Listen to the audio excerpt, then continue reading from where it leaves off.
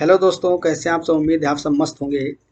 तो स्वागत है आपका बीएससी वर्ल्ड केमिस्ट्री में। आज हम BSc second year third semester में जो सेकंड यूनिट हमारी चल रही थी, केमिकल इक्विलिब्रियम, इसके बारे में बात करेंगे। ठीक, केमिकल इक्विलिब्रियम के बारे में। इसमें टॉपिक है हमारा लॉ ऑफ मास एक्शन, जो कि बहुत इंपॉर्टेंट है और बहुत आसान है। सबसे बढ़िया बात तो यही है कि आसान बहुत है। तो आज हम लॉ ऑफ मास एक्शन की बात करेंगे और एक्टिव मास क्या होता है। शॉर्ट नोट पूछा जाता है, शॉर्ट क्वेश्चन आता है एक्टिव मास पे। ठीक है, तो सबसे पहले हम बात करेंगे एक्टिव मास की, तभी तो भाई आपको समझ में आएगा लॉ ऑफ मास एक्शन। तो एक्टिव मास क्या होता है। एक्टिव मास ऐसे समझिए, मान लीजिए आप कुछ गैसियस मॉलिक्यूल हैं। ठीक है, गैसियस मॉलिक्यूल्स हैं। ठीक है, 5 मोल मान लिया हमने कि 5 मोल हाइड्रोजन है, वो भी गैसियस फॉर्म में। अब इस गैस को, भाई गैस जानते ही हो, इसमें वीक मोलिकुलर फोर्सेस होते हैं, बी वीक बॉन्ड से मोलिक्यूल्स बंधे होते हैं। तो इसके जो मोलिक्यूल्स हैं वो फ्रीली मूवेबल होते हैं। ठीक, रैंडम मोशन कर सकते हैं। इसलिए अगर आप इसको छोटे से एक डिब्बे में अगर पैक करोगे तो उसमें भी ये आसानी से पैक हो जाएगी। 5 मोल H2 गैस को अगर इसमें आप मिक्स कर दिए तो कितना इसमें मिक्स हो जाएगी। अगर इसको बड़े से एक रूम में डाल दो तो ये पूरे रूम का वॉल्यूम ले लेगी। भाई गैस की यही तो प्रॉपर्टी होती है कि जिस कंटेनर में उसको डालोगे वो उसी का रूप ले लेगी, उसका वॉल्यूम उतना ही हो जाएगा। तो मान लो हमने कहा कि ये जो रूम है इसमें 5 मोल हाइड्रोजन है, तो हाइड्रोजन गैस का आयतन कितना हुआ, वॉल्यूम। वॉल्यूम कितना हुआ, अरे भाई जितना वॉल्यूम इस रूम का होगा पूरे, मान लो आप 10 लीटर के बर्तन में इसको घोल दी। ये 10 लीटर का कंटेनर है, कितने लीटर का, 10 लीटर का। तो आपके जो H2 गैस है पूरे में इस तरीके से इसके 5 मोल पूरे में बिखरे हुए पड़े हैं।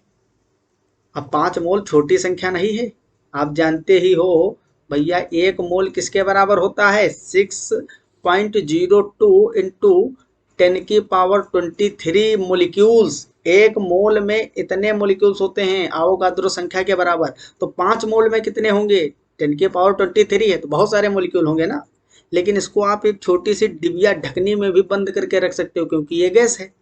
तो गैस को भैया जिस कंटेनर में डालोगे उसी का वॉल्यूम ले लेगी।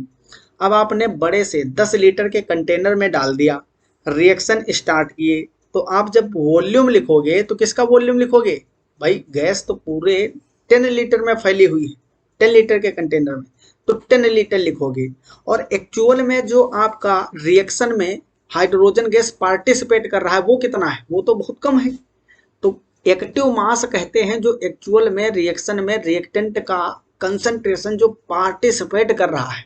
ठीक है, तो एक्टिव मास उसी को बोला जाता है, ये कंसंट्रेशन ही है। क्या है, कंसंट्रेशन ही होता है, कंसंट्रेशन। इसको हम लिखते हैं, इसका एक फॉर्मूला होता है जिसपे क्वेश्चन आता है, active mass A is equal to N by V, मतलब number of moles upon volume in litre में। ठीक, इस तरीके से लिखते हैं इसको हम, नंबर ऑफ मोल्स ऊपर लिखोगे, नीचे लिखोगे volume of container, volume of container in litre. ठीक, ये लीटर में वॉल्यूम रखोगे। ठीक, अब आपको पता है जो मोल होता है, मोल को हम एन से रिप्रेजेंट करते हैं। मोल इज इक्वल टू होता है डब्ल्यू अपान एम, मतलब किसी भी मोलिक्यूल्स का जो मोल निकालते हो आप तो उसका वेट रखते हो अपान में मोलिकुलर वेट, वेट अपान मोलिकुलर वेट। तो इस फॉर्मूले को आप और ज़्यादा मॉडिफाई कर सकते हो, इसको लिख सकते हो एन की जगह पे डब्ल्यू बाई एम और ये आपका v इंटू में v। तो एक्टिव मास का जो फॉर्मूला होता है वो कभी कभी आपको यूज करना पड़ सकता है एन बाई वी, और अंदर तक अगर आपको मोल की संख्या नहीं दी है, किसी मोलिक्यूल का या एटम का मोलिकुलर वेट और वेट दिया हुआ है, तो आप नंबर ऑफ मोल का खोल के फार्मूला रखोगे डब्ल्यू बाई एम, फिर यहाँ पे वैल्यू पुट करके आप आंसर निकालोगे। अभी क्वेश्चन भी करवा देंगे इस पे। ठीक, तो एक्टिव मास मतलब जो एक्चुअल में कंसंट्रेशन या मोलिक्यूल्स पार्टिसिपेट कर रहे होते हैं रिएक्शन में, हम उसको बोलते हैं एक्टिव मास। ये बात समझ में आई? ये एक कंसंट्रेशन टर्म होता है। अब हम बात करते हैं लॉ ऑफ मास एक्शन की। कई सारी स्लाइड हैं, उनको भी अभी मैं आपको दिखाऊंगा। तो हेडिंग लगाइएगा आप, law of mass action. Mass action बहुत ही आसान, अरे भाई एक्टिव क्यों लिख दिया, आसान टॉपिक है, ठीक है। Law of mass action, heading लगाइए law of mass action. Hindi में लिखते हैं इसको सक्रिय द्रव्यमान नियम। सक्रिय द्रव्यमान नियम मतलब वही द्रव्यमान की हम बात करेंगे, मास की बात करेंगे जो एक्चुअल में एक्टिव है, जो एक्शन कर रहा है, ठीक। हम एक कोई रिएक्शन लेते हैं ए प्लस बी, जो कि रिवर्सिबल रिएक्शन है, मतलब उत्क्रमणीय प्रोसेस बना रहा है सी प्लस डी। अब इसके स्टाइकियोमेट्रिक कोफिशिएंट हमने मान लिया n और इसका मान लिया m, और यहाँ पे है मान लो स्मॉल सी और स्मॉल डी, इस तरीके से भी मान लेते हैं ना।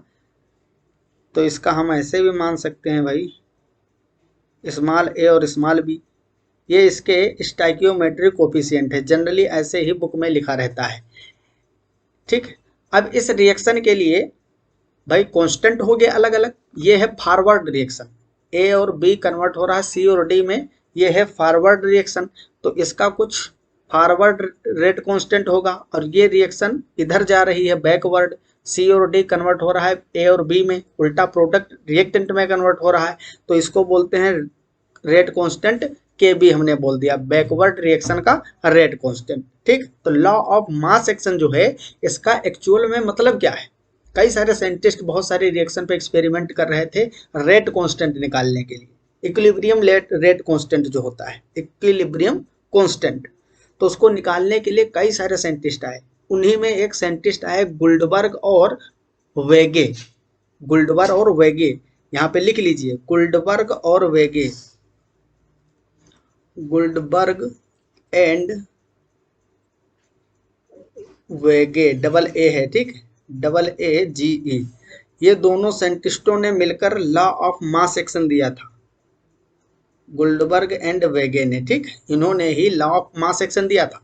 तो इन्होंने कई सारी रिएक्शन, ढेर सारी रिएक्शन पे एक्सपेरिमेंट किया, फिर बताया जो रिवर्सिबल रिएक्शन है उसमें अगर हम रेट कांस्टेंट लिखें, क्या लिखें? Rate constant.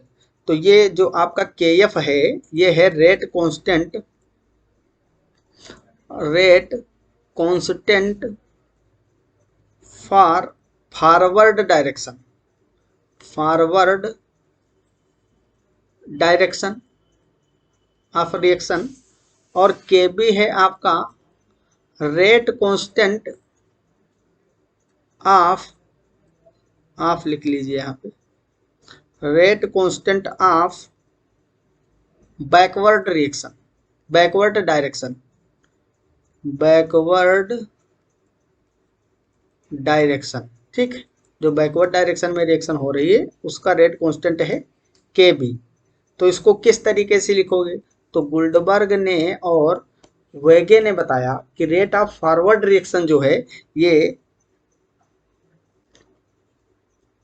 जो रेट होगा, रेट किसका? रेट ए और बी कन्वर्ट हो रहा है सी और डी में, जो फॉरवर्ड रिएक्शन हो रही है इसका रेट डायरेक्टली प्रोपोर्शनल टू होगा कंसंट्रेशन ऑफ ए की पावर ए और कंसंट्रेशन ऑफ बी की पावर स्मॉल बी। मतलब जो रिएक्टेंट है उसकी कंसंट्रेशन के डायरेक्टली प्रोपोर्शनल होगा, और कंसंट्रेशन जो रिएक्टेंट का है उसके जो स्टोइकियोमेट्रिक कोफिशिएंट है उसकी पावर उसके ऊपर चढ़ जाएगी। अब यहाँ जब आप प्रोपोर्शनैलिटी कांस्टेंट, प्रोपोर्शनैलिटी साइन हटाओगे तो ये कांस्टेंट मिलेगा।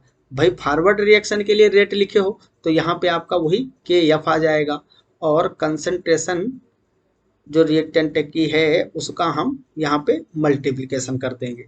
सेम ऐसे ही अगर आप रेट लिखते हो, rate of forward direction, rate of backward, forward का तो लिख लिए, बैकवर्ड डायरेक्शन की जो रिएक्शन हो रही है इसको लिखोगे तो ये डायरेक्टली प्रोपोर्शनल होगी। अब देखो सी और डी कन्वर्ट होगा जब ए और बी में, तभी तो ये बैकवर्ड रिएक्शन होगी। तो बैकवर्ड रिएक्शन के लिए रिएक्टेंट कौन है भाई, सी और डी बदल रहे हैं ए और बी में, तो इस वाली रिएक्शन के लिए जो ये रिएक्शन हो रही है बैकवर्ड वाली, इसमें रिएक्टेंट सी और डी है। तो यहाँ पे जो रेट होगी वो इन दोनों के डायरेक्टली प्रोपोर्शनल होगी। कंसंट्रेशन ऑफ सी की power small C into concentration of D, reactant D की पावर स्मॉल डी। यहाँ पे जब प्रोपोर्शनलिटी साइन हटाओगे तो रेट डायरेक्टली प्रोपोर्शनल थी ना, इसके रेट कांस्टेंट आ जाएगा, रेट कांस्टेंट मिलेगा आपको के बी, जो कि बैकवर्ड रिएक्शन का रेट कांस्टेंट है। और आप क्या लिखोगे, कंसंट्रेशन ऑफ सी की पावर स्मॉल सी और डी की पावर स्मॉल डी। ये बात समझ में आई।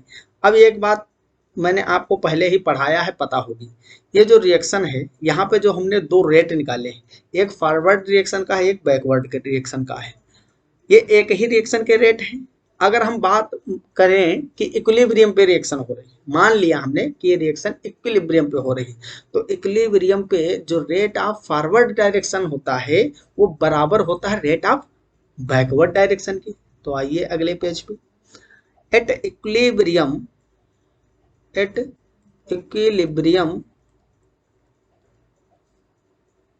the rate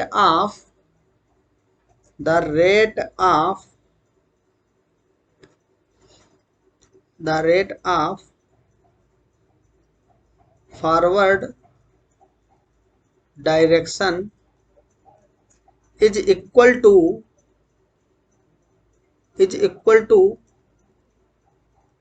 rate of backward direction reaction. तो ये बात इतनी समझ में आई कि इक्विलिब्रियम पे जो उत्क्रमणीय रिएक्शन होगी उसमें रेट कांस्टेंट जो होते हैं डायरेक्शन के अकॉर्डिंग, फॉरवर्ड और बैकवर्ड, वो दोनों बराबर होंगे। तो हम लिख सकते हैं के एफ इज इक्वल टू के बी। अब अभी हमने भैया के एफ क्या निकाला था, के एफ था कंसंट्रेशन ऑफ ए की पावर ए और कंसंट्रेशन ऑफ बी की पावर बी के बराबर। के बी आपका क्या था, के बी था आपका कंसंट्रेशन ऑफ, अरे ये क्या हो गया भैया, हाँ, रेट ऑफ फॉरवर्ड रिएक्शन। ये कांस्टेंट नहीं बराबर होंगे, रेट बराबर होंगे ना। आर फॉरवर्ड बराबर होगा आर बैकवर्ड के। रेट रेट रेट तो रेट फॉरवर्ड की कितनी थी, के एफ, और बैकवर्ड की कितनी थी, के बी, कंसंट्रेशन ऑफ सी की पावर स्मॉल सी और डी की पावर स्मॉल डी। ये इतनी बात समझ में आई। दोनों रिएक्शन के इक्विलिब्रियम पे दोनों रिएक्शन के रेट बराबर होंगे। तो यहाँ पे बराबर किया हमने, अब इनकी वैल्यू पुट करो। आर एफ क्या है, आर एफ की जगह पे आप लिखोगे के एफ कंसंट्रेशन ऑफ ए की पावर स्मॉल ए और बी की power small B is equal to R B कितना है, रेट ऑफ बैकवर्ड डायरेक्शन, ये है के बी कंसंट्रेशन ऑफ सी की पावर स्मॉल सी और डी की पावर स्मॉल डी। ये इतनी बात समझ में आई। अब यहाँ से हम एक जैसे टर्म एक और कर लेते हैं, इस के बी को इधर लेके आते हैं तो ये हो जाएगा के एफ। अब भाई इसको इधर लाओगे तो नीचे चले जाएगा अपान में के बी, ठीक, इज इक्वल टू, ये दोनों टर्म आप इधर लेके आइए, ठीक, इधर लेके आइए। के बी को इधर लाया, ए और बी को कंसंट्रेशन टर्म एक और जो कांस्टेंट है रेट कांस्टेंट उनको एक और कर दिया हमने। तो इधर आपका पहले से था सी की पावर स्मॉल सी, डी की पावर स्मॉल डी, और अपान में नीचे ये जाएंगे कंसंट्रेशन टर्म, तो ये हो जाएगा कंसंट्रेशन ऑफ ए की पावर स्मॉल ए और बी की पावर स्मॉल बी। ये बात इतनी समझ में आई। अब यहाँ देखो, ये जो है हम किसी रिएक्शन के लिए ये भी तो बोल सकते हैं भैया कि रिएक्शन क्या थी, यहाँ पे कोच्चे में समझो, यहाँ रिएक्शन तो यही थी, स्मॉल ए प्लस स्मॉल बी, और ये रिएक्शन थी जिससे बन रहा था आपका सी प्लस डी, यही तो बन रहा था, ये रिएक्शन थी। अब यहाँ देखो, इस रिएक्शन को अगर देखा जाए तो ये प्रोडक्ट है और ये रिएक्टेंट है। ये क्या है, रिएक्टेंट, और ये है प्रोडक्ट। तो हम इस जो ये के एफ बाई के बी है, rate of forward direction, rate of backward direction. ये तो यहाँ पे जो है रेट ऑफ फॉरवर्ड डायरेक्शन और रेट ऑफ बैकवर्ड डायरेक्शन, ये दोनों जो रिएक्शंस हैं हो रही हैं, यहाँ पे देखिए थोड़ा सा इसको मैं मिटा के दोबारा बताता हूँ आपको। रिएक्शन जो थी हमारी क्या थी,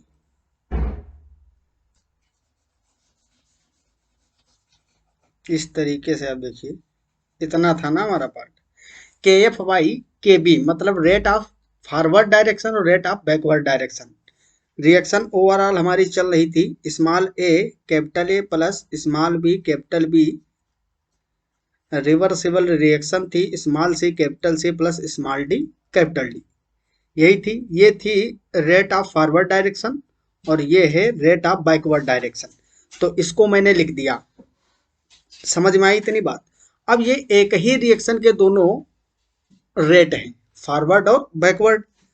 तो जब हम इक्विलिब्रियम की बात करेंगे, एट इक्विलिब्रियम, जब हमने इक्विलिब्रियम लगाया है इसमें, इक्विलिब्रियम का कंसेप्ट तब आपका आया है के एफ बाई के बी। तो इन दोनों जो रेशियो है के एफ बाई के बी का, इसी को तो हम इक्विलिब्रियम कांस्टेंट बोलते थे, केसी। तो केसी क्या हुआ, केसी जो है इक्विलिब्रियम कांस्टेंट, इक्विलिब्रियम कांस्टेंट है जो आपका, ये क्या होता है, ratio of forward direction, rate of forward direction upon में rate constant of backward direction की रिएक्शन। तो ये आपका आ गया इक्विलिब्रियम कांस्टेंट। तो अगर आपसे पूछा जाए कि according to law of mass action, law of mass action derive करना है आपको रेट कांस्टेंट, इक्विलिब्रियम कांस्टेंट, तो आप किस तरीके से डेरिवेशन करोगे, जैसे मैंने आपको करवाया। एक कंसीडर करोगे आप रिएक्शन, ठीक, बाई मोलिकुलर रिएक्शन कंसीडर करोगे, उसमें यही रूल फॉलो करना है जिस तरीके से मैंने बताया है, ठीक है। और ये आपको डेरिवेशन करने को आ सकता है। तो और इस पे क्वेश्चन भी आते हैं, इसको आप दूसरे फॉर्म में भी लिख सकते हो इस तरीके से कि जो इक्विलिब्रियम कांस्टेंट है according to law of mass action, equilibrium constant is equal to product की पावर x अपॉन रिएक्टेंट की पावर y। इस तरीके से जनरल वे में इसको लिखा मिलता है, बुक में भी आप देखोगे ऐसे ही लिखा मिलता है, प्रोडक्ट की पावर x अपॉन रिएक्टेंट की पावर y।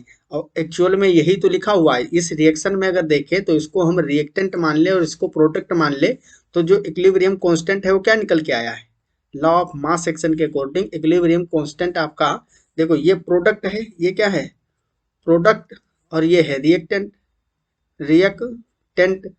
तो देखिए ऊपर प्रोडक्ट है और उसकी पावर लगी हुई है, ये जो यक्स है पावर, ये प्रोडक्ट के कोफिशिएंट है, स्टाइकियोमेट्रिक कोफिशिएंट।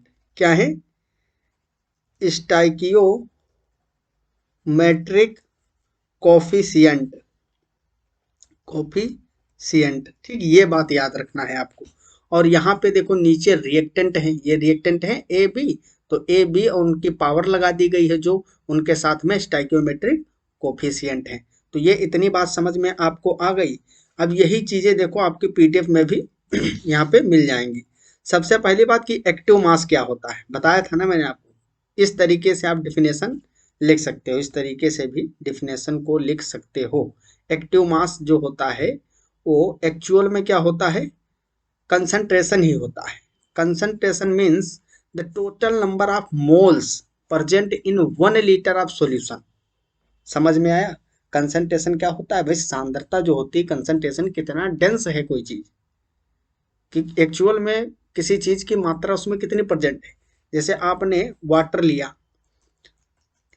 250 ग्राम या 250 ml, 250 ml लिया, अब इसमें आपने चीनी घोला, क्या डाला, शुगर को घोला। अब शुगर के मान लीजिए आप 10 मोल घोले हो, तो ये पूरा सोल्यूशन कितना है, पूरा सोल्यूशन तो 250 ml है, लेकिन शुगर की कंसंट्रेशन कितनी है, शुगर की कंसंट्रेशन जब आप निकालोगे तो आप 1 लीटर के फॉर्म में निकालोगे। ये 250 ml में अगर 5 मोल हैं, 5 मोल, तो 1 लीटर में कितने होंगे? 250 ml में अगर 5 मोल हैं तो जो 500 ml सोल्यूशन होगा उसके अकॉर्डिंग 10 मोल होंगे। और आपका जब 1 लीटर लोगे भाई, 1000 ml जो होता है वो बराबर होता है 1 लीटर के। तो इस तरीके से 1 लीटर में 1000 ml में आप कंसंट्रेशन को व्यक्त करते हो। Will the active mass is the only number of moles that are ready to take part in reaction. इस बात को समझो, ये डिफरेंस है, difference difference between concentration and active mass. Active mass जो होता है वो एक्चुअल में देखो होता तो कंसंट्रेशन ही है, लेकिन थोड़ा सा इसमें फर्क है बस। कंसंट्रेशन जो होती है सांद्रता, कंसंट्रेशन वो क्या होती है, 1 लीटर में कितने मोल प्रेजेंट हैं। और एक्टिव मास का मतलब ये होता है कि 1 लीटर में जो मोल्स प्रेजेंट हैं उनमें से कितने ऐसे मोल हैं, मोलिक्यूल्स हैं, नंबर ऑफ मोलिक्यूल्स जो रिएक्शन में पार्टिसिपेट करने के लिए रेडी हैं। कोई जरूरी नहीं है कि भाई इसमें शुगर के 5 मोल हैं तो पांचों मोल रिएक्शन के लिए तैयार हों। इसके लिए भाई कुछ प्रॉपर ओरिएंटेशन होता है। ये सभी चीजें आपको पता है ना कोलिजन थियरी के अकॉर्डिंग, कि रिएक्शन के लिए बहुत सारी चीजें, बहुत सारे फैक्टर एक साथ होने जरूरी है किसी मॉलिक्यूल के साथ। अब 5 मोल का मतलब कितना हुआ भाई, 1 मोल अभी आपको बताया था, 1 मोल जो होता है वो एवोगैड्रो नंबर के बराबर होता है, Na के बराबर, जो कि 6 × 10⁻²³ मोलिक्यूल्स हुआ। मतलब 1 मोल में इतने मोलिक्यूल हैं, इतने मोलिक्यूल्स हैं। तो 5 मोल में कितने होंगे, इसको 5 से डिवाइड कर दो तो मतलब करोड़ों में, अरबों खरबों में मोलिक्यूल्स हैं। अब उसमें से हर एक मोलिक्यूल रिएक्शन के लिए रेडी है या नहीं, ये तो पता नहीं, क्योंकि जो फैक्टर अफेक्ट करते हैं रिएक्शन में मोलिक्यूल को, वो सभी फैक्टर उसके पास अगर हैं, प्रॉपर ओरिएंटेशन अगर उसका है, प्रॉपर एनर्जी एक्टिवेशन उसके पास प्रेजेंट है, तभी तो वो मोलिक्यूल रिएक्शन में पार्टिसिपेट कर पाएगा। तो इसलिए जो एक्टिव मास होता है, एक्टिव मास कहने का मतलब यही है कि उस 1 लीटर में प्रेजेंट मोलिक्यूल्स जो हैं, जितने मोल मोलिक्यूल्स प्रेजेंट हैं उनमें से कितने ऐसे मोलिक्यूल हैं जो रिएक्शन करने के लिए तैयार हैं, उसको एक्टिव मास बोलते हैं। और जो सांद्रता होता है, कंसंट्रेशन, इसका मतलब सीधा सा होता है कि मोलिक्यूल चाहे रिएक्शन के लिए प्रेजेंट हो या ना प्रेजेंट हो, ओवरऑल 1 लीटर में कितने मोलिक्यूल्स हैं, कितने मोल प्रेजेंट हैं, उन सब को हम बोलते हैं कंसंट्रेशन। ठीक है, या अथवा करके you can say that the molecules that attain their activation energy to convert into the product. वही बात, मतलब आप एक्टिव मास को दूसरे शब्दों में इस तरीके से डिफाइन कर सकते हो कि ऐसे मोलिक्यूल जिनके पास एक्टिवेशन एनर्जी है कन्वर्ट होने के लिए प्रोडक्ट में, जो रिएक्शन करने में समर्थ हैं, तो उसको हम एक्टिव मास बोलते हैं। चीजें सभी क्लियर होनी चाहिए, ठीक है। यहाँ मोलिकुलरिटी से इसको समझाया गया है। Here active mass is defined as number of grams mole पर litre. It is also known as molar concentration. इसको मोलर कंसंट्रेशन और मोलरिटी भी बोल सकते हो आप, ठीक है।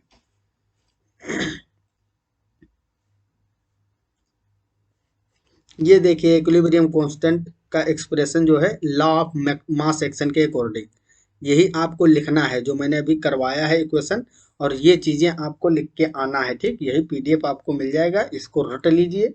आपसे क्वेश्चन आएगा कि भाई इक्विलिब्रियम कांस्टेंट का एक्सप्रेशन करना है आपको, ठीक है। एक्सप्रेस करिए in term of law of mass action को यूज करके, डेरिवेशन करना पड़ेगा। के सी इज इक्वल टू जो आपका आया है प्रोडक्ट अपॉन रिएक्टेंट इनकी पावर जो होगी कोफिशिएंट की वो चढ़ाना है। तो इसका डेरिवेशन करने को आ सकता है, ठीक है। तो उसमें आप ये सभी चीजें लिखोगे, पहले बेसिक चीजें बताओगे कि एक्सपेरिमेंट्स डन बाय गुल्डबर्ग एंड वेगे। इससे पहले भी बहुत सारे साइंटिस्टों ने नंबर ऑफ रिएक्शंस पे स्टडी किया था, फिर जाके ये निकल के आया था, ठीक है। तो इन्होंने जो बताया था, देखो यहाँ पे लिखा है the ratio of products to reactants is always constant under a certain set of experimental conditions. ये है लॉ ऑफ मास एक्शन, ठीक है। ये देखिए वही रिएक्शन यहाँ पे ली गई है। कंसीडर द जनरलाइज रिएक्शन, या आप लिख सकते हो consider the by molecular molecular reaction, biomolecular reaction, जो कि एक रिवर्सिबल रिएक्शन आप एग्जाम्पल के तौर पे लोगे। यहाँ पे ए और बी क्या है, रिएक्टेंट हैं, सी और डी आपके प्रोडक्ट हैं। और ये देखिए स्मॉल ए small B small C small D ये कोफिशिएंट हैं। स्मॉल ए रिएक्टेंट ए का कोफिशिएंट है, स्मॉल बी रिएक्टेंट बी का कोफिशिएंट है, स्मॉल सी प्रोडक्ट सी का कोफिशिएंट है, और स्मॉल डी कैपिटल डी का कोफिशिएंट है। तो हालांकि ये जो लॉ ऑफ मास एक्शन है, ठीक है, law of mass action, law of mass action जिसको गुल्डबर्ग और वेगे ने दिया है, ये आगे चलकर गलत साबित हुआ है, क्योंकि ये सही नहीं है।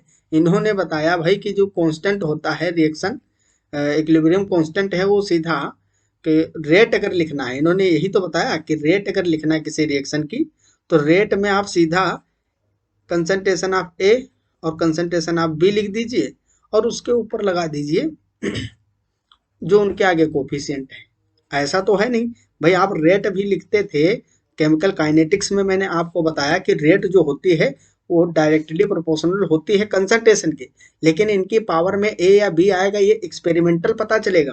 कैसे पता चलता है, ये सिर्फ रेट को सिर्फ आप एक्सपेरिमेंट से निकाल सकते हो। किससे, एक्सपेरिमेंट से। ये सभी बातें समझ में आ रही है, घुस रही दिमाग में, या सब उड़ जा रही। ये लॉ ऑफ मास एक्शन पूछा जाएगा और आपको लिख के आना है, लेकिन तुम्हारे समझ के लिए ये चीज पता होनी चाहिए कि law of mass action fail हो गया, इसका कोई काम नहीं है। अब डेरिवेशन करना है, पढ़ना है, वो बात अलग है, लेकिन रेट इक्विलिब्रियम कांस्टेंट पे काम चल जाएगा, लेकिन रेट आप इससे नहीं निकाल सकते हो। किसी रिएक्शन की रेट इससे निकालोगे गलत हो जाएगा। भाई लॉ ऑफ मास एक्शन तो यही बोलता है कि रेट होती है, अगर इस रिएक्शन की रेट लिखो, ठीक है, फॉरवर्ड डायरेक्शन के लिए, तो रेट डायरेक्टली प्रोपोर्शनल होगी ए की पावर उसका कोफिशिएंट और कंसंट्रेशन ऑफ बी की पावर उसका कोफिशिएंट। जबकि ऐसा रेट नहीं निकल सकता, ये टोटली गलत है। हमने आपको बताया था रेट सिर्फ एक्सपेरिमेंटली निकल सकती है। कैसे, अगर आपने ए की पावर सॉरी ए की कंसंट्रेशन को डबल किया, क्या किया, डबल, और अगर रिएक्शन का रेट भी डबल हो गया, एक्सपेरिमेंट से ही तो करोगे भाई। एक्सपेरिमेंट कर रहे हो, एक बर्तन में आपने किसी कंटेनर में रिएक्शन कर रहे हो, उसमें 5 ml आपने ए ले लिया कंसंट्रेशन, और 5 ml कंसंट्रेशन आपने बी की ले लिया। उस बर्तन में रिएक्शन हो रही, आपने रेट जांचने के लिए रिएक्शन में कंसंट्रेशन जो ए की है उसको और 5 ml डाल दिया, मतलब उसको डबल कर दिया।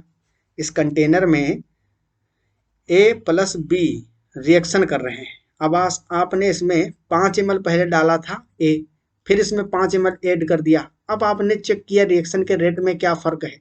अगर रेट डबल हुआ, ए की कंसंट्रेशन डबल करने पर अगर रेट रिएक्शन का डबल हो गया, तो आपने कहा कि इसकी पावर 1 होगी।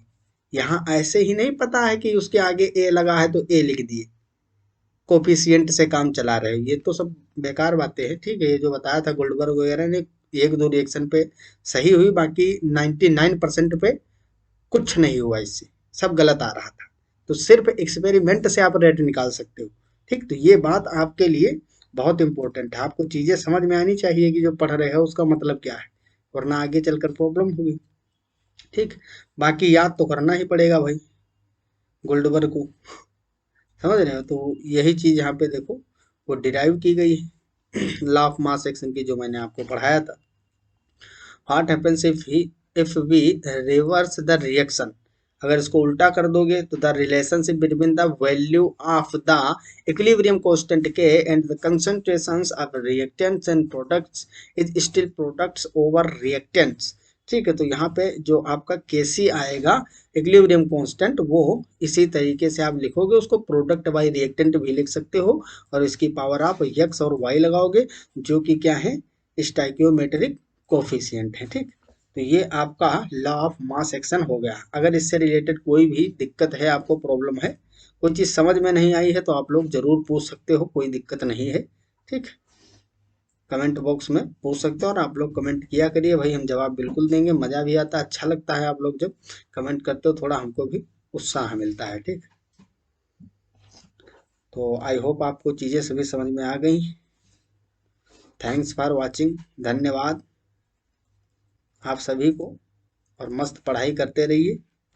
मिलते हैं अगले लेक्चर में, तब तक के लिए okay bye, all the very best. जय हिंद, जय भारत।